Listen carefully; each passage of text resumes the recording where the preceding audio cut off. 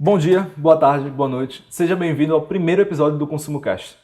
Estamos aqui com o professor Luiz Maia. Ele é doutor em Ciências Econômicas, desempenhou papéis de destaque na gestão universitária e se dedicou em pesquisas inter e transdisciplinares em várias áreas da economia, incluindo a economia comportamental, que é o tópico do podcast de hoje, o desenho de políticas públicas, saúde pública, finanças e processos organizacionais. Seja bem-vindo, Luiz Maia. É um prazer estar aqui, Breno. Vamos embora. Bem, o objetivo do episódio temos como analisar e entender a economia comportamental e saber como ela é aplicada na nossa vida. Então, para isso, eu queria que o senhor, professor, explicasse para a gente o que é exatamente, como a gente pode conceituar na sociedade a aplicação da economia comportamental. Ah, legal. Então, a gente está acostumado a ver a influência da economia em diversas ciências, outras ciências, e muitas vezes na forma de organizar da sociedade, né? O pensamento econômico, ele é um pouco arrogante, ele meio que se impõe a muitas discussões. Isso não é de hoje, né? Mas de uns 50, 60 anos para cá, alguns postulados mais convencionais da economia começaram a ser questionados. E principalmente por esse ângulo da psicologia, né? Porque, afinal de contas, os modelos econômicos e a forma da economia ser orquestrada, ser organizada, ela tem muito essa influência da hipótese de uma racionalidade humana. Então, o ser humano como sendo um tomador de decisões que sempre busca o melhor para si, sempre tenta alcançar uma posição ótima. Tudo isso está no pressuposto tanto de modelos econômicos como também no próprio funcionamento de políticas públicas. Quando a gente desenha uma política pública, a gente pensa que o ser humano está lá só esperando a informação para tomar a melhor decisão possível. Sim. E muitas vezes não é assim. Então, de uns 60 anos para cá, a gente viu pesquisadores começarem a se dedicar a entender como que o cérebro humano realmente toma decisões. Então, algumas dessas pessoas brilhantes ganharam notoriedade questionando os postulados da economia convencional. E aí, com muito esforço, ao longo de muito tempo, foi surgindo esse ramo chamado economia comportamental. Não foi fácil, eles tiveram que enfrentar muita oposição, porque afinal de contas estavam questionando pilares do pensamento econômico convencional. Sim. Mas com o passar do tempo eles começaram a mostrar que a própria teoria econômica realmente precisava dessa revisão.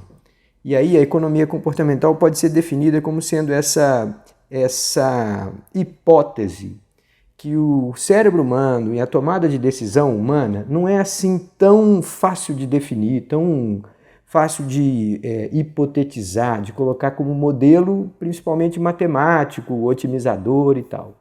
E com isso a gente tem uma série de implicações, tanto para o pensamento econômico, como para a vida do dia a dia nossa. Então, como é que a gente poderia ver isso no modo prático? Como é que eu posso chegar na hora de analisar uma tabela econômica, um fenômeno que acontece na minha vida pessoal ou na própria sociedade que eu vivo, para saber que a economia comportamental existe aquilo ali, existe naquele ponto e ela pode ser analisada e estudada, seja por mim ou seja por um especialista na área como o senhor e muitos outros. Então, assim, o que a gente observa é que esse conhecimento sobre o verdadeiro funcionamento do juízo humano não é exclusivo da economia comportamental. A economia comportamental é um braço que resolve se dedicar a aspectos específicos da tomada de decisão, muitas vezes focada ou nas escolhas de consumo, ou nas escolhas e nas tomadas de decisões mediante risco. Muitas vezes a gente ignora o fato de que quando a gente vai tomar uma decisão e que tem ali alguma chance, alguma probabilidade envolvida, a nossa racionalidade não é assim tão maravilhosa como a gente pensa que é. A gente faz apostas muito mal, a gente faz estimativas do futuro muito mal. Tem até uma maneira curiosa de colocar, é assim, a gente não avalia bem como que a gente vai se sentir no futuro com uma decisão que a gente faz hoje. A gente acha que vai achar, não, vou comprar aquela camisa, eu vou comprar aquele tênis e vou ficar ótimo e tal. E quando a gente chega em casa e experimenta a primeira vez, a gente fala, meu Deus, onde é que eu estava com a cabeça de comprar essa camisa, comprar... Então, assim, a maneira como a gente faz algumas decisões não é aquela.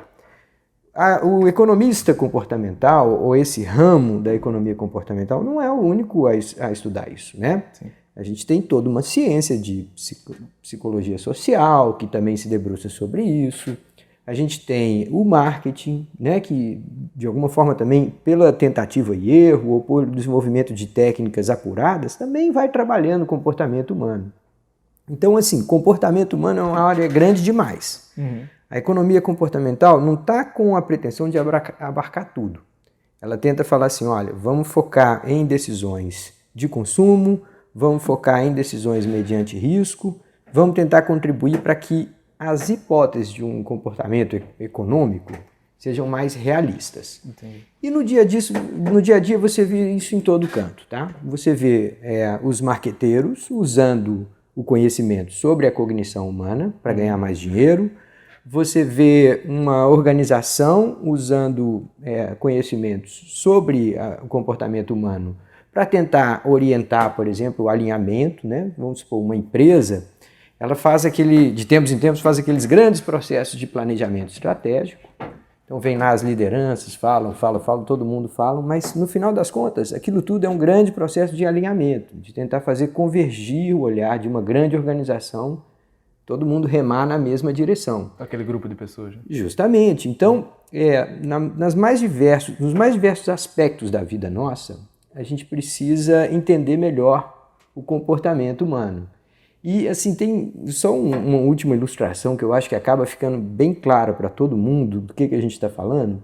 Se você entra numa comunidade dentro da cidade do Recife, que tem tanta gente excluída socialmente e tal, quando você entra numa comunidade e conversa com a pessoa lá sobre o que provoca a dengue, sobre como combater a dengue, essas pessoas sabem exatamente até qual mosquito que é o que transmite a dengue. E, no entanto, elas não estão fazendo tudo que elas podem para evitar. Então, quando você olha para isso e fala assim, bom, eu preciso reconhecer que a informação não é suficiente para gerar comportamento. Então, de que forma que eu posso promover comportamentos, seja de saúde, seja de consumo, de que maneira que eu posso influenciar positivamente as pessoas para que elas tomem a rédea da sua tomada de decisão. E não que fiquem simplesmente seguindo ali, talvez qual que seja a moda ou qual que seja a mensagem mais publicitária mais forte. A informação sozinha, ela não transforma a pessoa, o que transforma é a compreensão daquela informação. É a maneira como ela assimila aquilo. Tem um pesquisador muito legal que chama Albert Bandura, que é um canadense, ele acho que faleceu alguns anos atrás, mas foi um cara assim que desde novo foi muito revolucionário, sempre provocando pesquisas muito polêmicas e tal. Mas esse cara passou a estudar, olha a expressão que ele usa, a aquisição de um comportamento. Então, uma pessoa pode observar outra fazendo, sei lá, praticando esporte. Assim, o que leva uma pessoa que observa a outra praticando um esporte a também incorporar aquele comportamento? E aí ele foi estudando todos os fatores que podem influenciar positivamente. Claro que nós vamos passar pelo histórico familiar, pelos modelos que ele observa. Ele criou um conceito maravilhoso chamado autoeficácia. Autoeficácia parece muito com essa ideia que a gente vê falar aí toda hora de empoderamento, mas autoeficácia é algo ligeiramente diferente. É assim, o que te leva a fazer uma coisa que você nunca fez e ser confiante que pode dar certo? Então imagine que você me visita lá na minha casa, Breno, e é um sábado, eu falo assim, pô, Breno, sábado é feijoada, cara, bora fazer, você me ajuda? Aí você fala, não, bora, tô aqui mesmo e tal. Só que eu tô lá cuidando de outras coisas, tô ajudando minha filha com alguma coisa, falo assim, Breno, eu vou te falar, tu vai fazendo aí. Tá. Claro, no início você pode ficar constrangido de dizer não, você é meu convidado, tá na minha casa. Tá. Mas imagine que você fala assim, não, eu vou fazer e vai dar certo. Ele tá aí, tá me dando as dicas e tal. Esse otimismo que leva você a testar um comportamento que você nunca fez... Pode se transformar em prepotência. Sim, é verdade, mas esse primeiro momento que te fala assim, vou tentar, ele precisa ser entendido como sendo uma etapa da aquisição de comportamento. Então a pessoa ser otimista com o resultado de um comportamento que ela nunca fez. Entendi. E aí, de repente, assim, dependendo do apoio que você tiver, dependendo do ambiente, o contexto for de segurança, que você estiver sentindo confortável na minha casa para ter, usar a faca, usar as panelas e tal, a minha cozinha ali tá... Pô, não estou no meu contexto, mas aqui está todo mundo muito à vontade e tal. Então, todos esses fatores vão influenciar essa capacidade de agência, ou seja, de você optar por criar um comportamento. E aí a gente observa que a maneira como esse cara foi cuidadoso em descrever a aquisição de comportamento abriu espaço para uma maneira assim, saudável de pensar comportamento, e que contrasta completamente com todo um ramo da psicologia positivista, que até começava a ser chamado de behaviorista ou de comportamentalista, comportamentista, não sei como que seria a tradução. Mas a ideia de que você está sendo treinado como um animal para repetir certas coisas. Então esse cara fala assim, não, vem cá, olha, uma coisa é a pessoa ter confiança de que vai dar certo.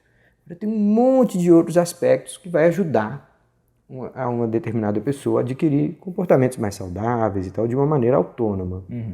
Como é que a gente consegue trabalhar a implementação de alguma forma?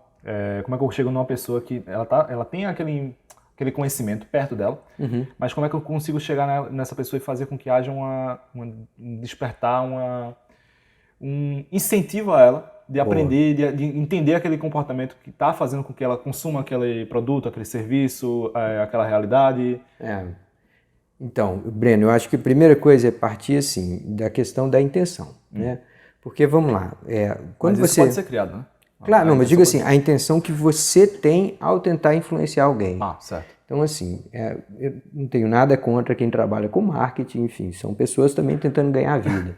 Mas os caras muitas vezes usam recursos que a gente não considera que sejam legítimos, que eles são um pouco agressivos, são apelativos, são constrangedores e tal, e muitas vezes acabam conseguindo o sucesso deles lá, que é uma empresa vender um pouco mais e tal. Tá. Quando a gente está falando da economia comportamental, a gente tenta se dissociar dessa prática, dessa vivência profissional e tenta colocar bem claramente que o objetivo de quem estuda economia comportamental não é manipular as pessoas, é ajudar a própria pessoa a despertar para que ela escolha melhor. Tá. Então uma coisa é falar assim, eu preciso que o Breno compre mais garrafas de vinho, porque minha empresa é de vinho, eu vou ganhar mais dinheiro. Eu estou tentando influenciar o seu comportamento para o meu propósito. Sim. A economia comportamental entende isso, mas não é isso que a gente está aqui para oferecer. A gente está aqui para oferecer assim, eu quero ajudar o Breno a comprar melhor o produto que ele quiser, seja vinho, seja cerveja, e eu não estou vendendo nada para ele. Eventualmente eu posso tentar ajudar o Breno a falar assim, será que você gosta tanto de álcool assim? Se fosse, por que a gente tem tanta propaganda, tanto comercial de bebida alcoólica? Né? Se o produto fosse tão bom assim, ele talvez se venderia sem comercial. Por que a gente é bombardeado com tanto comercial de bebida alcoólica? Então, a economia comportamental tenta despertar as pessoas para que elas sejam capazes de fazer melhores escolhas. Um consumo consciente, claro. Justamente, mas principalmente que a intenção é ajudar você e não ajudar a mim. Né? Um marqueteiro ele está interessado em ajudar a empresa que o contratou. Então ele não está pensando no que é melhor para você. Sim. Ele está pensando no que é melhor para a empresa que o contratou. Óbvio. A economia comportamental está tentando falar assim, eu quero te tornar mais autônomo. E aí, obviamente, a gente tem aí essa questão da intenção. Influenciar o comportamento das outras pessoas não é uma coisa nova, tá? Cada vez que você dirige mais rápido numa cidade e leva uma multa, o governo está tentando influenciar o seu comportamento. Sim. A gente acha isso natural, porque afinal de contas, a pessoa que dirige rápido demais está colocando em risco a vida de tantos outros, né? No entanto, quando a gente pensa em aspectos psicológicos de fazê-lo, aí a gente tem que ter um cuidado maior, Breno, porque a gente pode ser acusado de estar fazendo isso de forma escondida, de forma manipulativa, de forma antiética. Então a economia comportamental tem uma preocupação enorme com o aspecto ético do que ela faz. Entendi. Bom, a gente pode falar sobre a educação na atualidade com relação a eu chegar numa comunidade, ou chegar em qualquer indivíduo, e mostrar para ele de uma maneira lúdica e simples como ele pode atuar na própria vida, como ele pode analisar por conta própria, sem a necessidade de eu chegar com uma pessoa, um especialista na área e tratar com essas perguntas, tratar a minha vida com ele. Então, por exemplo, o ato de eu consumir um biscoito, o ato de eu consumir certo tipo de roupa, o ato de eu consumir certo tipo de serviço que possa me fazer fazer com que eu esteja perdendo tempo na minha vida. Prejudicando sua saúde, isso, né? Então. Isso. Como é que particularmente, como é que eu posso chegar a uma pessoa que não é especialista na área, uma pessoa que não tem estudo na área, apesar de ter cursado por um tempo a educação, economia, eu especializo em economia com o senhor, e behavioral economics. Como é que eu posso chegar uma pessoa como essa e falar para ele sobre como ele pode aprender, como é que ele pode implementar isso na vida dele, sem parecer arrogante, sem parecer um cara metido que está querendo se intrometer na vida dele e dizer o que é certo e o que é errado. Como é que eu trabalho a ética ao meu favor e ao favor da implementação de uma vida melhor para ele, do que ele acha melhor, do que pode ser melhor para ele. Entendi. Então, olha só, eu acho que cada um de nós fazemos isso às vezes naturalmente, né? Então, a maneira como a gente se veste, a maneira como a gente se porta, a maneira como a gente fala com as pessoas, acaba sendo também uma espécie de um exemplo, né? Então, ao se portar, ou ao consumir ao lado de um colega, a gente não se dá conta que a gente também está influenciando. Sim. Eu gosto sempre de citar o exemplo da comida japonesa, né? Há 25, 30 anos atrás, honestamente, eu ver alguém comer comida japonesa do meu lado me causava uma certa rejeição, assim. Poxa, o cara está comendo peixe cru do meu lado. Eu falava assim, não é normal, cadê? Joga aí numa chapa, alguma coisa assim. Tá. Com o passar do tempo, eu fui vendo mais e mais pessoas, e aí era convidado para restaurante, chegava lá pedir alguma coisa que não fosse crua e tal. Mas aí eu falei, não, vou experimentar, não é possível, é tanta gente gostando e tal, eu comecei a experimentar. Hoje, lá em casa, tem final de semana que minhas filhas não queiram, papai, precisamos ir no sushi, não sei o quê. E para elas é tão natural como se fosse comer uma batatinha frita. Ela comeu um peixe. Ou cuscuz. Então, assim, a gente influencia as pessoas pelo próprio hábito. Quantas vezes você já não viu falar, Breno, das pessoas preocupadas com as crianças expostas à tela do celular, né? As crianças passam muito tempo na tela do celular, tem o joguinho, tem o YouTube, tem não sei o quê, todo mundo preocupado com as crianças. Sim. Só que o pai chega em casa, senta na frente da televisão, não olha para a televisão, fica olhando para o celular, e a filha está lá, às vezes também ela vê o exemplo. Então eu acho que a primeira maneira, assim, a gente não tem que se despir mesmo dessa certa arrogância, entender que a gente não é melhor ou mais inteligente que a outra pessoa, no entanto, a gente pode ajudá-la a fazer melhores escolhas pelo exemplo. Então, eu acho que começar por aí, tá? A gente não pode falar de sangue sem estar sangrando. A gente é o impostor, né? Tem uma frase famosa na literatura que fala assim, quem fala de sangue sem estar sangrando é um impostor. Então, a gente precisa de alguma forma entender que vale o exemplo, vale a informação, claro, vale o incentivo. Então, eu faço incentivo com minhas filhas, né? Então, falar, nós vamos passear, nós vamos não sei aonde, não sei o que e tal, mas espera aí, tem que comer tudo, tem que se alimentar direito e tal. Então, isso é uma parte do educar. Quando a pessoa já é uma adulta, a gente precisa ter um cuidado também grande, porque a possibilidade dela rejeitar esse comportamento paternalista é natural, né? Quem somos nós para dizer para você o que você deve e você não deve fazer? Família, né? Justamente. Então, eu acho que a questão é interessante a gente pensar assim, apresentar oportunidades sem restringir opções pode ser um bom caminho. Tá. Então, um exemplo que eu gosto muito é de uma estação de metrô. Você deve lembrar dessa imagem. Uma estação de metrô lá na Alemanha, que ela decidiu estimular as pessoas a introduzirem um pouco mais de atividade física no seu dia a dia. Então, você está saindo, né, debaixo da terra, tem que subir aquele monte de níveis até chegar na cidade, e aí tem uma escada rolante bonita lá funcionando o tempo todo.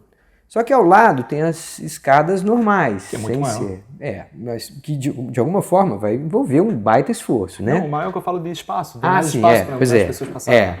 Mas então, o que os caras fizeram? Eles pintaram as escadas convencionais com cores e imitando aquelas raias olímpicas de alguém que está fazendo uma atividade física. A reação de qualquer pessoa que sai do metrô ou que sai do trem e dá uma olhada ali para aquilo, a primeira reação é sorrir. Porque a pessoa está vendo, primeiro, que foi transparente.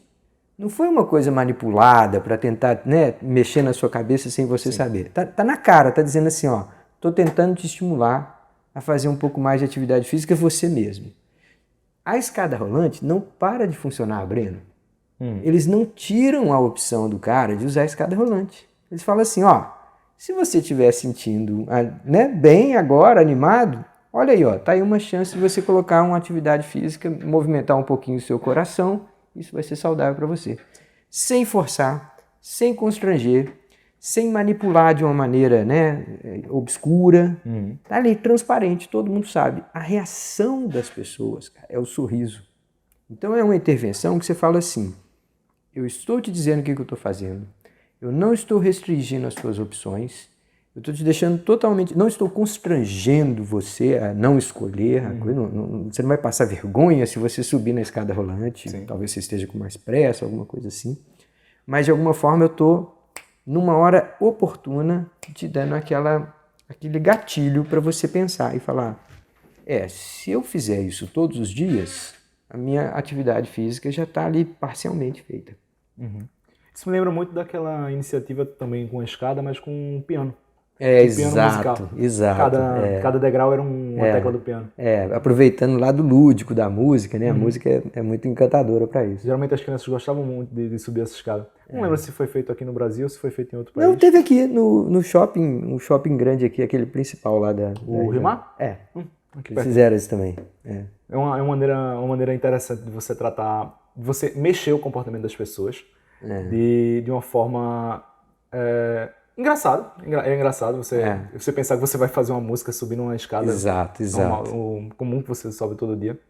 E que venham mais iniciativas como essas pela nossa vida. Eu acho que todo mundo precisa de uma intervenção.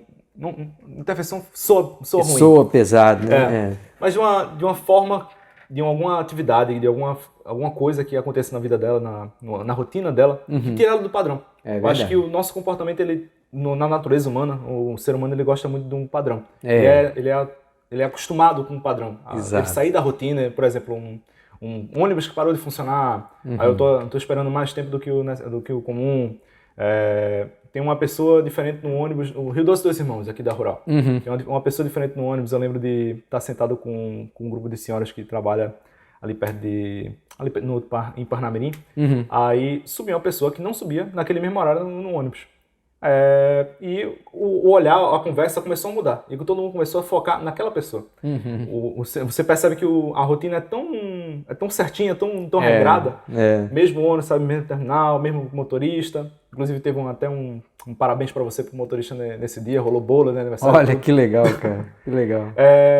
E você mexer com esses nuances da vida do ser humano é interessante. E eu diria que é até necessário. Claro que com a ética sempre em primeiro lugar.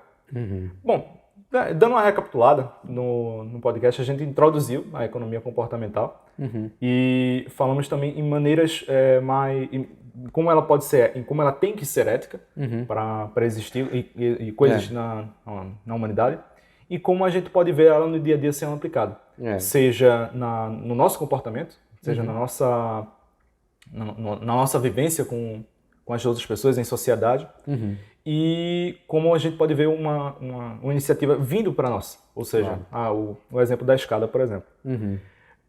Queria agradecer ao senhor pelo seu tempo, queria agradecer pela oportunidade de aparecer aqui no podcast, e esperamos no senhor para conversar sobre mais assuntos. Sabemos que o senhor é recheado de novidades, recheado de conhecimento, e esperamos o senhor aqui de volta nessa cadeira. Tá certo? Breno, é um enorme prazer, contem sempre conosco e parabéns pela iniciativa. Fico muito feliz de ver o pessoal aqui da Rural sempre engajado, fazendo coisas novas, projetos novos.